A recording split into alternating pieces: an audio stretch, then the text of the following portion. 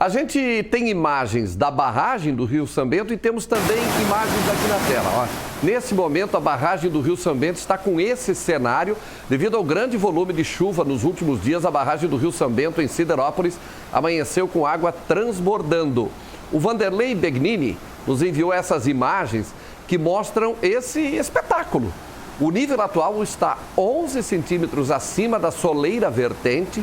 Faz aproximadamente 15 meses que isso não acontecia e, segundo a Casan, que é a administradora da barragem, encontra-se em condições normais de abastecimento. É um espetáculo aí da natureza, essa com a barragem do Rio São Bento, na região da barragem.